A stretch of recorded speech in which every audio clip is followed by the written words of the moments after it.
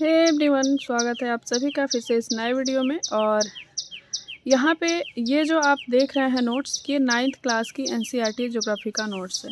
ये बाकी था हमारे नोट्स में, और जिन लोगों ने नोट्स लिया है उनको मैं ये सेंड कर चुकी हूँ इसका पीडीएफ। अगर आप एनसीईआरटी का कंप्लीट नोट्स सोशल साइंस का लेना चाहते हैं तो आप इस नंबर पे मैसेज कर सकते हैं। अभी शिक्षक भर्ती परीक्षा भी आने वाली है। ईएमआरएस की भी भर्ती निकल चुकी है और बीपीएससी की भी निकल चुकी है। जुलाई में सीटेट होना ही होना है। उसके सेकंड पेपर में एसएसटी के 60 नंबर के क्वेश्चन पूछे जाते हैं। और किसी भी शिक्षक भर्ती परीक्षा के लिए आपके पास सीटेट और एस्टेट होना अनिवार्य है। जो लोग सोशल साइंस से हैं वो इस नोट्स पे ज़रूर ध्यान देंगे।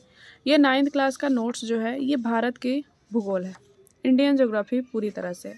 इंडियन ज्योग्राफी का जो फिजिकल जो भी चीज़ें हैं यानी कि प्राकृतिक जो है वो इसमें है 9th क्लास में, और 10th क्लास में हम इंडिया के संसाधनों को पढ़ते हैं। यहाँ पे सबसे पहला चैप्टर है भारत की आकार और स्थिति। यहाँ पे भारत के बारे में बात किया गया है कि भारत की स्थिति कहाँ है और भारत का आकार कैसा है।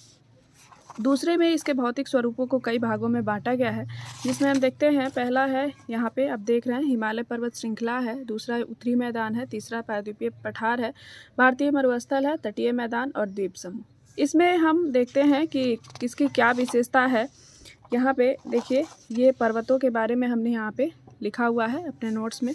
ये पर्वतों के शिखर हैं उनके बारे में है, और इधर शिवालिक के बारे में, क्योंकि 3 पार्ट में पर्वतों को बांटा गया है। यहाँ पे आप देख सकते हैं महान हिमालय, मध्य हिमालय और शिवालिक में। उत्तरी मैदान के बारे में यहाँ पे दिया हुआ है। उत्तरी मैदान को भी कई भागों में बांटा गया है नदियों के आधार पे, या फिर प्रादेशिक विभाजन भी है उसका, उसके बारे में है।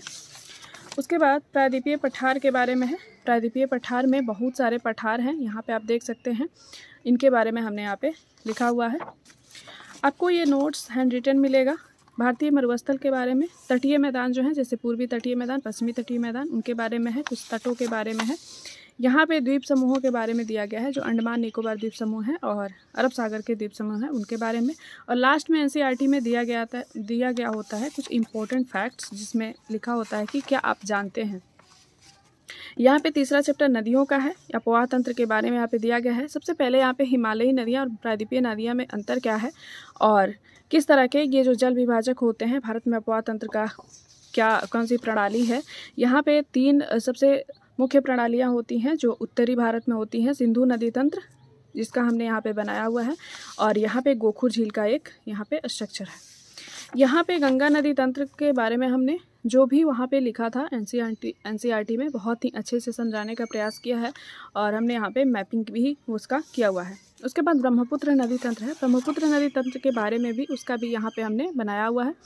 यहाँ पे उसके बाद है प्रायद्वीपीय नदियाँ। प्रायद्वीपीय नदियाँ जो है यहाँ पे दक्षिण भारत की नदियाँ हैं, और कुछ पूरब की तरफ बहती हैं जो बंगाल की खाड़ी में गिरती हैं, कुछ पश्चिम की तरफ बहती हैं जो अरब सागर में गिरती हैं।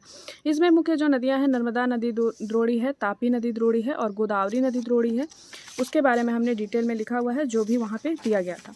महानदी द्रोणी, कृष्णा द्रोणी, कावेरी द्रोणी, ये सब काफ़ी एग्जाम में पूछे भी जाते हैं। 9th क्लास के ज्योग्राफी से काफ़ी सारे सवाल आए हैं बीपीएससी 3.0 में और 2.0 में। आप ज़रूर देखिएगा उस वीडियो को। यहाँ झीलों के बारे में भी दिया गया है, झीलों का क्या महत्व है और नदियों का जो क्या महत्व है हमारे अर्थव्यवस्था में। राष्ट्रीय नदी संरक्षण योजना NRCP जो संचालित की गई है उसके बारे में है, कब की गई थी, और नदी प्रदूषण क्या है, किस वजह से है, उसके बारे में है। चौथा चैप्टर है जलवायु का। यहाँ पे है सारा जलवायु का। देखिए 11 क्लास की जो एनसीईआरटी है पार्ट 2 और 9th क्लास की एनसीईआरटी बिल्कुल सेम है, लेकिन यही है कि 9th क्लास से थोड़ा सा ज़्यादा उसमें विस्तार से दिया हुआ है।